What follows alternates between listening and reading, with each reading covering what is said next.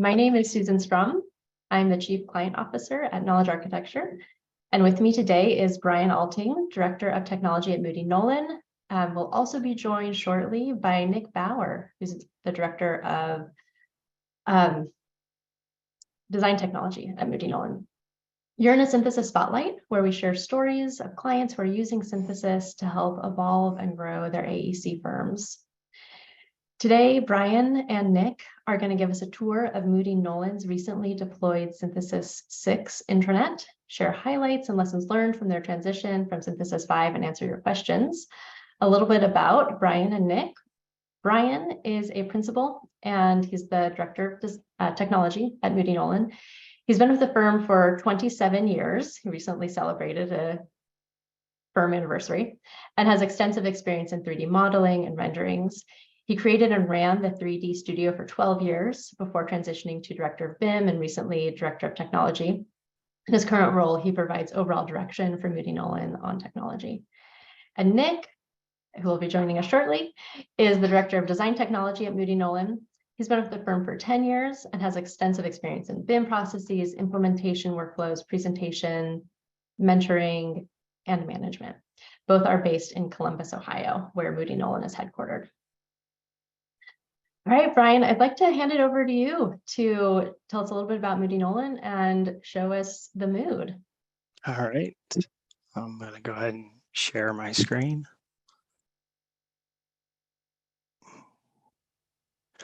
Okay, as you heard, Moody Nolan is based out of Columbus, Ohio, but we've got 12 offices around the country. You can see here on our locations page on the Mood where exactly those are located. And we are currently at 350 employees. We launched the original Mood in 2020. During that time till now, we have more than doubled in size as a firm through just traditional organic growth. So the Mood has been a great asset to us. So let's take a look at where we are now. So this is sort of the home page, and you can kind of see across the top what our structure is.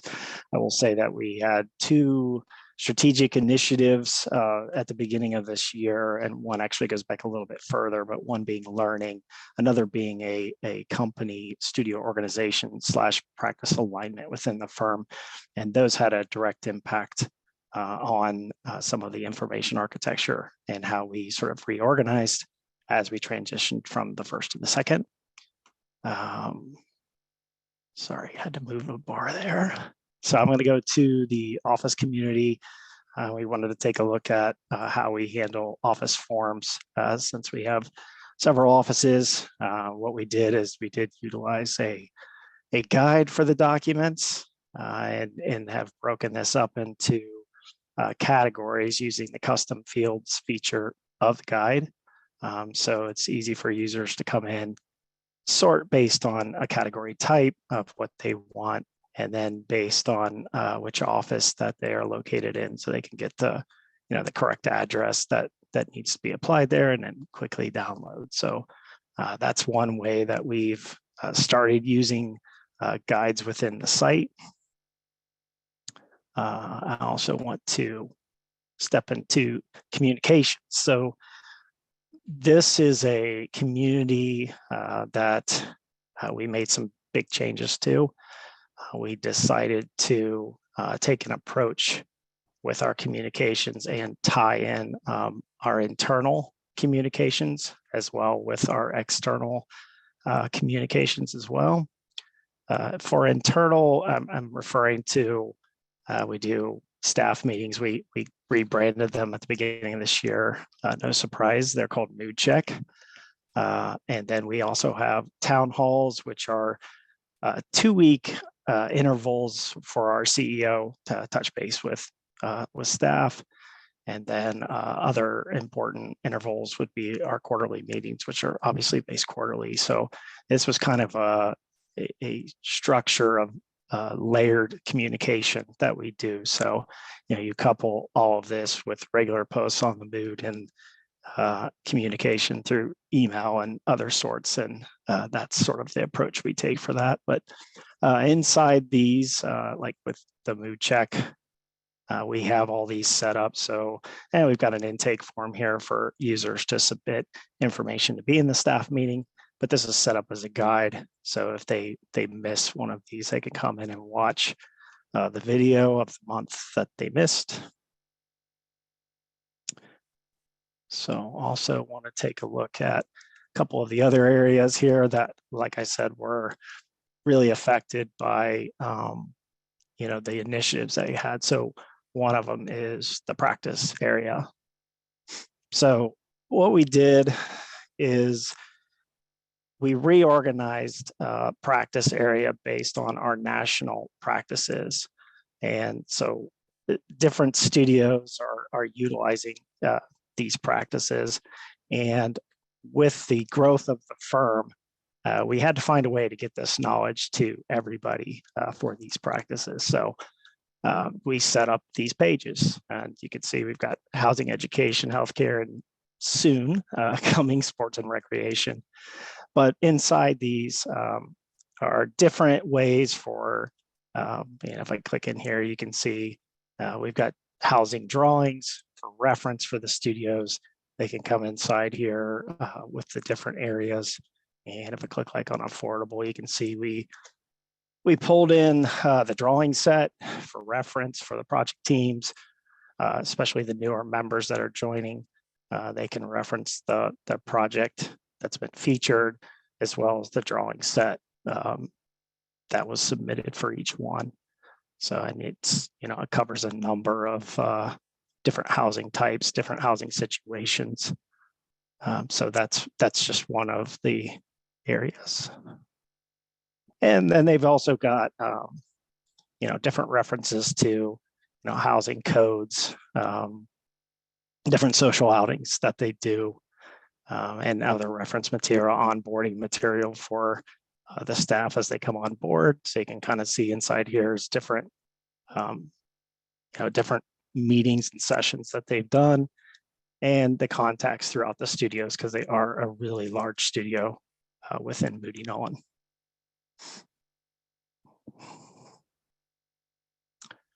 And another area I was going to review is our learning community. This is a brand new community. In the previous iteration of the Mood, learning was kind of spread throughout. We were just at the beginning of our sort of learning initiative adventure, and it's sort of grown to get quite large and extensive. And so we felt that it deserved its own community because it's going to continue to grow and involve more members within the firm. So we've got two sections right now, professional development that has two items that fall under it. One's called the PD series, other one is summits. So if I go into the PD series, so if I click this, you can see a little better. This is what it is. It's basically topics that we are training staff on, but we're using internal staff to train staff on these topics. As you can see, it's good practice for staff to share their knowledge, us to collect it. It helps promote thought leadership within the firm. We've got a pretty structured time when we do this, so other events can be scheduled around it. And most events have AIA credits. So that's been kind of a big push, and it's a really great feature to have for these. So it's a big draw for people. And then you can kind of see in this graphic, these are sort of the main topics that we typically hit, several topics within each one, but that's our main zone. And so what this page does is it lays out the calendar for the year. We set it up ahead of time. So they're all listed here, even the ones that haven't happened. As they happen, I come in and turn the link to blue and put the video to it. You can see the credits get approved. They list them here. And then there's just different types of sessions. So if they're a mentoring session or a lunch and learn, that sort of thing, they're indicated. The other thing we do is, of course, people miss them. And so we record all the sessions, and they are broken up, the videos, by the category that they fall under. So this is, again, utilizing the customized fields within the system and really attaching those to the videos, which is my favorite feature of Synthesis 6. It's outstanding how that works. So if I go like into the all PD series, because sometimes people want to search for the stuff themselves, but you can come inside, see them all loaded. They're color coded based on the year that they happened, but you can also quickly use our sort of drop down filters. So, you know, you can sort based by year, and you can sort by category. And what's nice with the PD series category is you can allow the videos to be multi-category. So some of them fall in multiple categories, and we went ahead and set that up as well. Just trying to meet the user wherever they might think something should fall. So with the summits, these are a little more structured around 4 large categories. So the execution summits, like design and delivery, technology summit, and this is design technology and regular technology, leadership summit, and an emerging professional summit, which looks at these 3, but through the lens of an emerging professional. So they're also set up very similar. They happen quarterly, so 1 of these per quarter, a little bit different rhythm there. And then final would be our new learning area that has a training sequence to it, which we have tied with a learning management system called Moodle.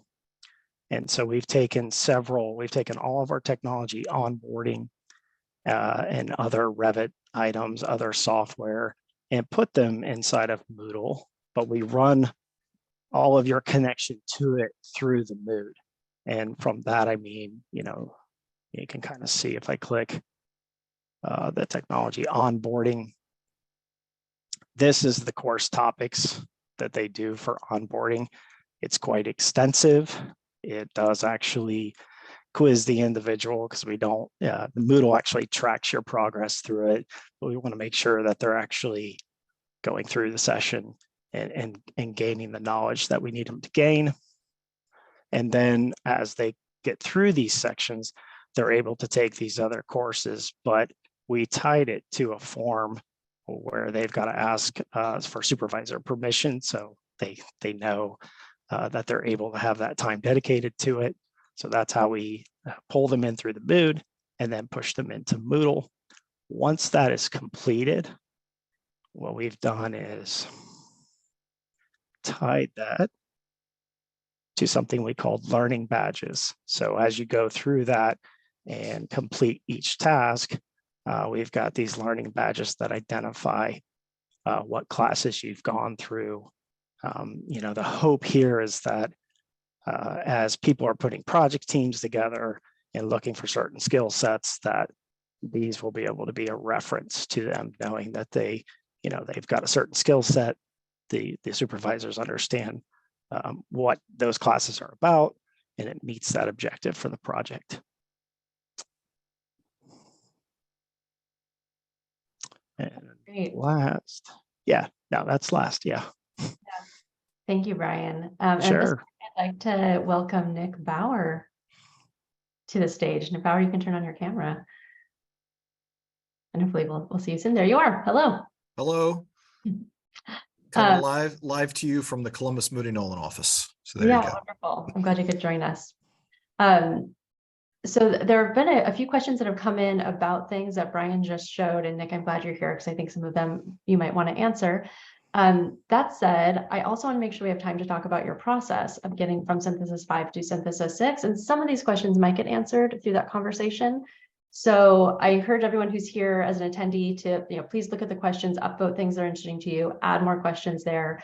And we're going to talk through the process a little bit, and then we're going to save the last 15 minutes of this time for questions. So a lot of the write-in questions that we got from attendees were about best practices, like what did you learn, how did you do it? So Nick, Brian, and I put together a timeline of their transition to Synthesis 6.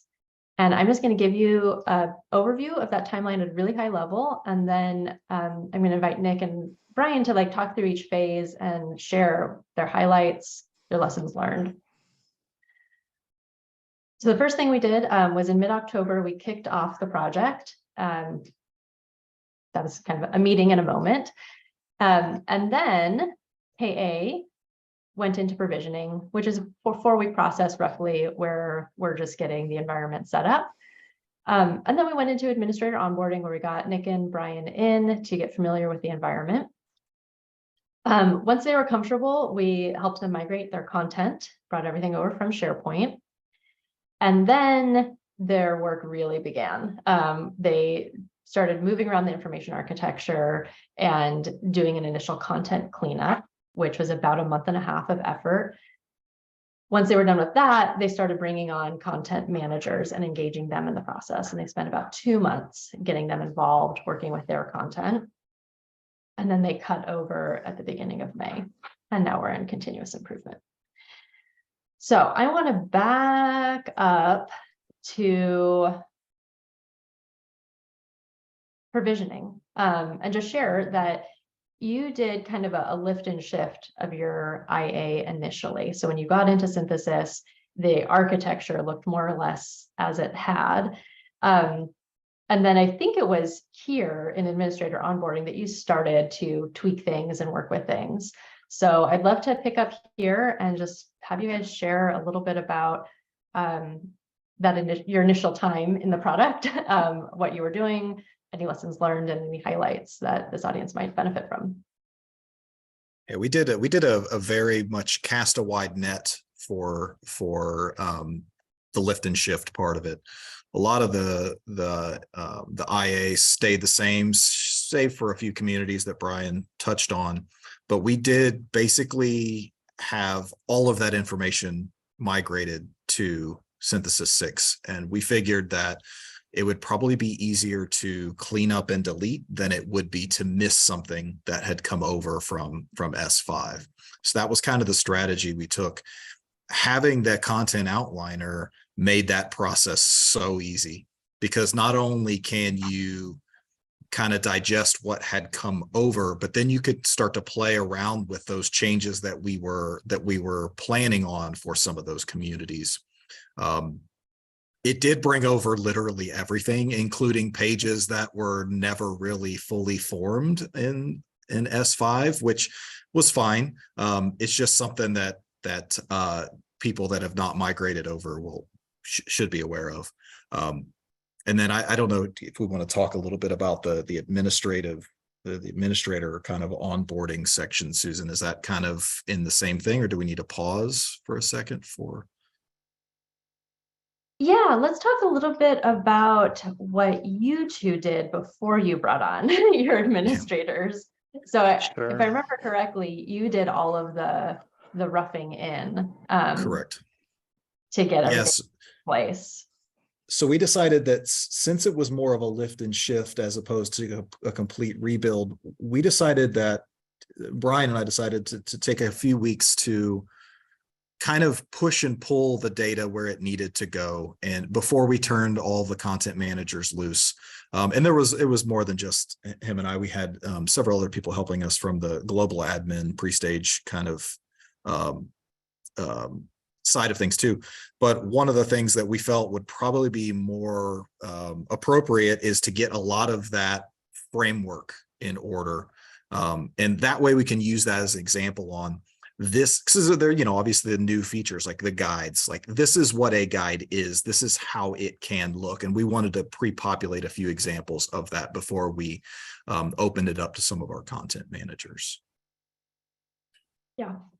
And that seemed like it worked out pretty well. So you started onboarding content managers. That was like a roughly 2-month process. And I know from our conversations, one of the first things you did was just show them, like, this is what's possible. Here's what it can do in a guide. We built this guide. Here's what you can do in a library. We built this library. I'd love it if you could talk us through kind of how you structured your time with the content managers, how you met with them, what the agendas looked like at the beginning of meeting with them, what the agendas were like in the middle, what the agendas were like at the end. At the beginning, Yeah. it was very much show and tell. It was Yeah. very much a show and come look at the new features. And, we connected them to the resources that KA provides as far as some of those new features and transitioning information, stuff like that. But it was very much a show and tell kind of thing, is like, oh, look at how we can do X, Y, and Z.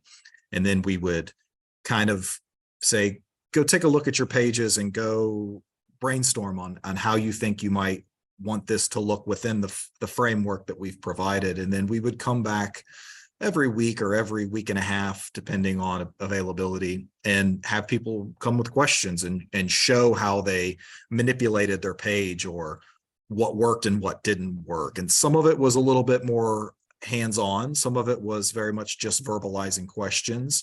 But one of the things that was the most impressive thing to me was everyone's willingness to get in and just start working on their page. There was a low barrier of entry, I believe, because the tools are very user-friendly. They're very easy to use, and they're very intuitive too.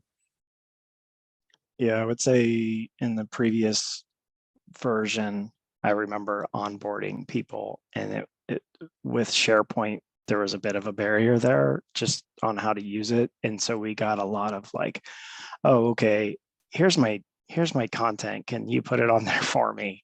Sort of approach. And this time we really didn't have that because of sort of I remember going in and showing the blocks, like it's really that easy. Click, place the block, and that low entry really has changed our content manager approach this time around.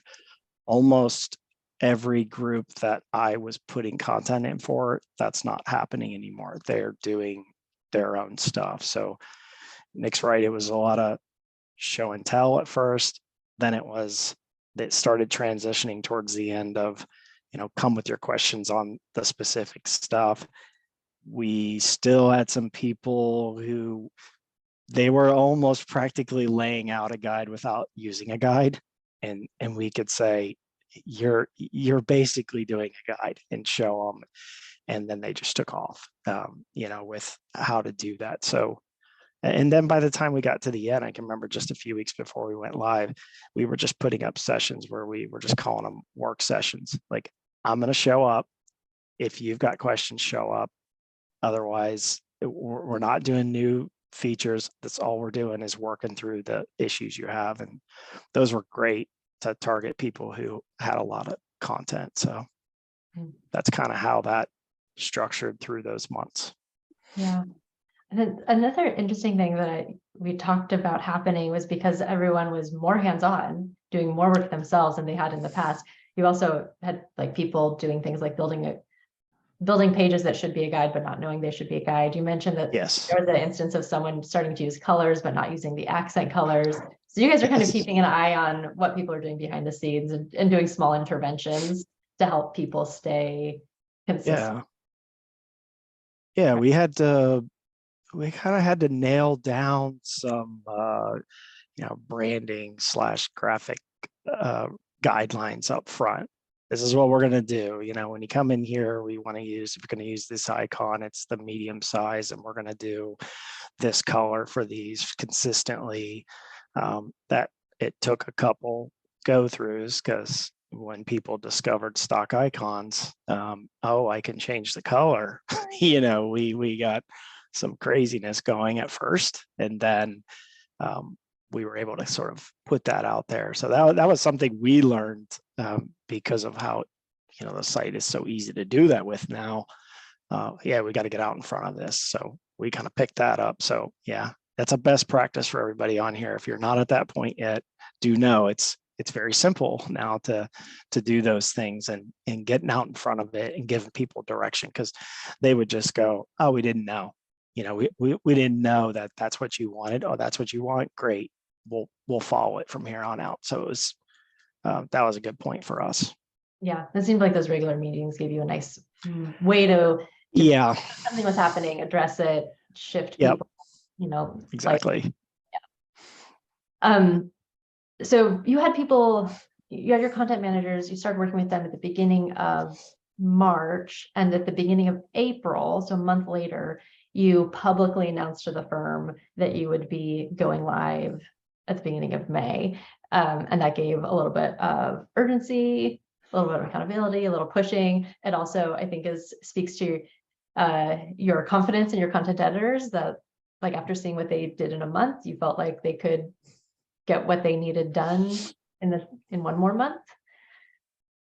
Yeah, another thing that helped too is the publish unpublish. Yeah. That is a great tool.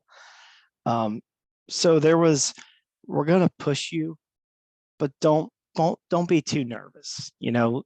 Work on the part, and if you can continue to build down the road, and we can unpublish and then publish as needed. So, but Nick and I have done enough software implementations over the year to know you got to set an end goal, or you can just spin your wheels forever. So that was my saying is, do not let perfection be the enemy of good.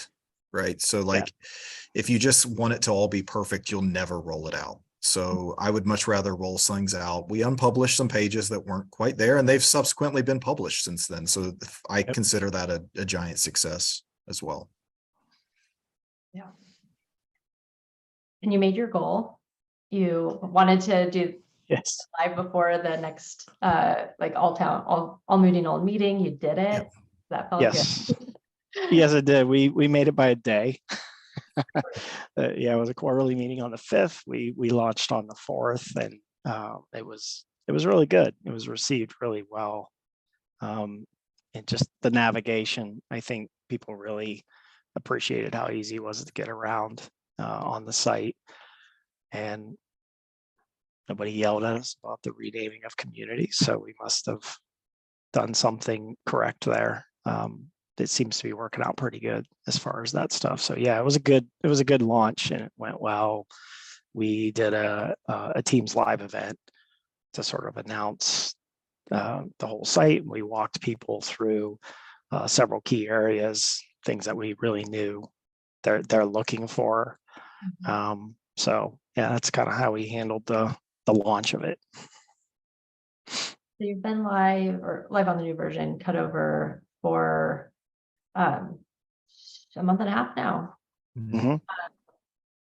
And you're now kind of going into continuous improvement. I know a few things that have been on your mind as you go into continuous improvement are keeping things consistent, working through unpublished content, which you mentioned, and building up the practice areas, which we saw a little bit on the tour. We have the housing practice area, a few others, and it sounds like there's going to be potentially more coming.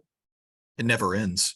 I just built a new projects landing page yesterday morning. So like it's always find a better way to do something, right? And the more ideas you get, and the more ideas you see from these intranet tours, that sparks the creativity to keep making them better. That's why I think these are so valuable, these tours. Yeah. Thank you for the overview and for the tour itself. In the last 15 minutes, I want to go to questions, which I think will probably take us back into the intranet to look at things. So I'm just going to cut over there. So there were some questions about the learning area. The first was, how did you connect Moodle, your learning management system, to the intranet? Yeah, so that was definitely something we had to think through, because we want to sort of centralize stuff. At first it was, let's put all the learning stuff on here, one-stop shop. The thing that was good about Moodle being a learning management system is just it's a nice framework for all that stuff, structuring courses. I mean, it's built for learning environments and teachers, so it has that, obviously. So the way to connect it back was that your access, sort of permission, if you will, is through those forms. So the users aren't granted access to the courses until they fill out the form and get approval, because obviously everybody has a day job and they have roles on projects that they've got to do. So it's all about making sure that supervisor would say, yeah, you've got time for that. And then at that point, you're granted access to the site through there. So you go in through that area, you can see the list of everything we have. Everything has got a description inside that area. And then it's just a simple form that's submitted. And then there's just some automation behind that as you answer it, it sends it off to the right people for approval. And then one of our design technology managers is able to, she kind of heads up all of our learning initiatives, and she just connects them at that point to the class that is on Moodle. That's great. Thank you. There's another question about in live learning events or in-person, live, synchronous. And if you have a way for people to sign up for them, and if so, what that workflow looks like do they get a calendar invite? Like what happens? Yeah, I do that. There are Teams live events. So you saw earlier the list inside the learning page that had the calendar. So those are kind of mapped out at the end of the year for the next year. We do a survey, we get topics, we get what people are interested in. And then of course, we usually have to fill in about half of them with stuff that we see people should be learning about, code, all that sort of stuff. Once that's mapped out and we know who the presenters are, basically about 2 weeks before each timed event, I send out the invite. It goes to the whole firm. So everyone is invited. They all know, everybody's pretty used to it now that's how that functions. And then when they come inside there, there's usually posted a Google Docs with you enter your information. That's how you can get AIA credit, that sort of thing. So yeah, that's how they are. And we always open up the Q&A panel in there. The presenters usually present 45 minutes or so, and then open it up for Q&A for the topics. And we really try to get a wider range of people, but presenting, but we've got our sort of regular specialists that have really, gravitated to this. So, and, we get pretty good attendance, usually 100, 125 people per session, depending on what the topic is. That's awesome. I've seen a couple questions come through, and Nick has been answering in the chat and text, which has been great, about your community managers, how they're selected, what's asked of them. So maybe if Nick, you could summarize what you've been sharing in the chat for everybody, that would be great. I will say, and I will be completely honest with this, regardless of the version S5 or S6, the content managers are one of the biggest challenges and assets when working on an intranet, because it feels like there's a gazillion content managers. Because I mean, Brian, I've been saying we have upwards of 20 at least, right? Yeah. It's a lot. And it took a while for Brian and I to get used to that fact, right? That there are a lot of hands involved with making this, but it is necessary because different people contain different expertise and different information in the firm. And you need to identify those people, and then also identifying the people that will actively work to make sure the intranet and the information on the intranet is up to date and regularly updated, because the correct content manager may not just be the person that has that information, because there are lots of people that work at Moody Nolan that have certain bits and pieces of information, but we know that those people are not necessarily the right people to work. And it could be workload, it could be position within the firm, it could be any number of variables. But that's just my take on content managers. I'll let Brian add if he wants to. And for content, Yeah, you guys have, I think you said like 20 plus content managers. Yeah, I'd say so. Yeah. And Nick brought up a good point. We've had a couple of that you would almost call them guest contributors. They gave us info early on. They're those specialized people that maybe they're a studio director. They run that studio, housing studios in particular. There's a lady that runs the whole studio.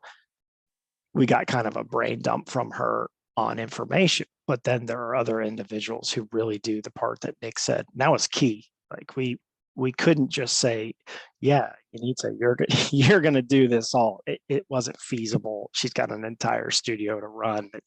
It's a multi-office studio. It's big. So having the key individuals and putting that out there, and it also gives other people within the firm an opportunity to work on something that's different than just projects. It's, to get out there and do something and be a part of creating this. So that's another thing. And within the practices page, we did the housing page was the first one, and I tell you what, it lit a fire under the other national practices because they saw it. We actually highlighted it at a quarterly event in front of everyone and showed, and it kind of spotlighted it, and they were like, those directors of those practices are like, we want one of those. I want one of those. I want our information on here.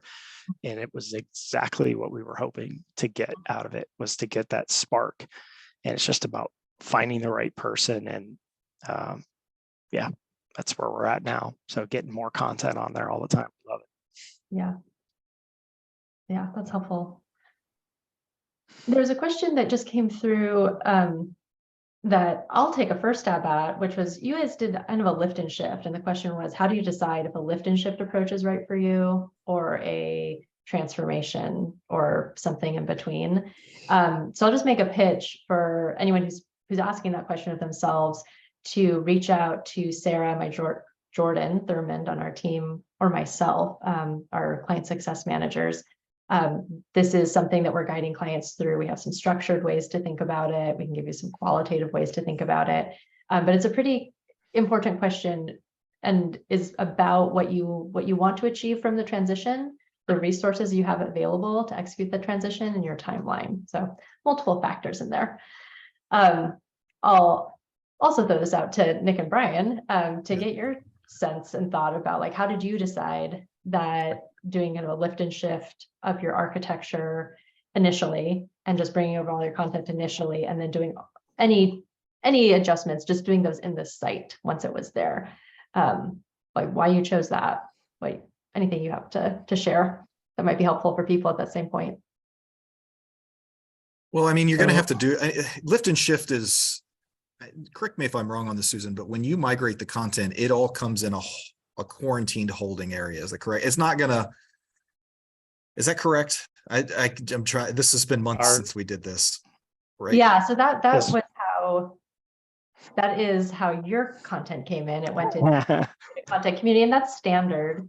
But for some clients that are keeping their structure, a KA team member is doing some rough in for them to get stuff like generally in the right place. So it depends a little bit on organization to organization. Content outliner is the best thing that it just made everything easy, right? Like it just does. And regardless of how that content gets there and is migrated, like for the people that have not gone through that process, just rest easy knowing that you can move this stuff wherever you need to move it, and you can move it again and again and again. That was one of the things that it was the fear of the unknown for Brian and I. Was like, what is this going to look like when it comes in? And then it was like, oh, you just drag and drop. Okay, that's easy. Yeah. I actually remember the moment when we were talking this through with shout out to Sarah Davies. She's helped us through this whole process. She's awesome. So I can remember we were talking about it, got all this content, and we were saying like, well, we're going to redo some communities. And I remember I said, Nick, let's fire this up in Miro. Let's take some snippets and let's do it. And Sarah goes, why don't you just use the content outliner? And that was the light bulb moment of how much better this was going to be. It really was, because Nick just started dragging stuff and it's like, okay, this is too easy. It was really simple to change the name of communities, play around with it, see what we liked, play with the order. I mean, just, in minutes on a call with Sarah, it was simple. So yeah, it felt like we, at that point, made the right decision. Like, yeah, just bring everything over. And we still changed some communities and moved things around. And I'm glad we had everything with us, because I did feel it was easier to shed off what we didn't want, versus going like, we got to hop over here and go, get this. And so it worked out good.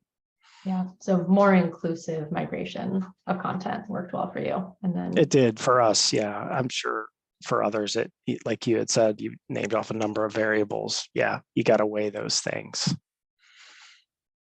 Yeah. There's a question here that's a perennial, interesting one. How do you determine where content lives? Example, a studio has process that is similar to a project management process that also uses a software, which would be under technology. How do you determine where that thing goes? Does it go in technology? Does it go in project management? Does it go with the studio? Put it someplace and cross-reference it everywhere else. It's really easy to share links across. The linking is so easy. Obviously, that's the age-old question: is where does this stuff live? You kind of just have to take a stab. Maybe it's based on a cultural aspect of your firm that maybe there's something to that, right? Because you think Vantagepoint or Dell Tech is one of those things where it crosses over into multiple areas. Yeah, we have that two areas. Vantagepoint shows up in an accounting area, it shows up in a technology area. So and project management too. Yeah, so it's true. Would it be asking too much to have you show us that? Like show us where Sure. it lives and then maybe where it's cross-referenced? Yeah, I can share. While he's pulling that up, the linking aspect of it is very nice, especially being able to, the linking of it is really nice, but being able to move the data across communities too is really nice too, because even if you make a mistake and you realize that it needs to live in a different location, you just go to the content outliner. And Brian should probably just open the content outliner too, because I know there was a question about that. And just, you can just see like it literally is dragging and dropping stuff, right? So like you could just move things, you just pull it and do whatever you want. I could just drag and move stuff around if I wanted to. But yeah, back to the office area. So they have an accounting and they have a Vantagepoint area that's got a number of things in here about, some training, some expense report stuff, but then it also shows up. This is the home. This is where the page lives in the content outliner. It's under office accounting. Yep. And then you've also got other areas. We've got an information technology, general resources, which we build out as a guide for people to go through. And then there's a Dell Tech Vantagepoint here. This gets a little bit more into like the app and how it's used. So, but there is some cross-reference there because also inside technology is an onboarding page, and the onboarding page is all about cross-referencing for new employees. So this is actually sent out into an email as a person is onboarded at Moody Nolan day one from the IT team. They give them this.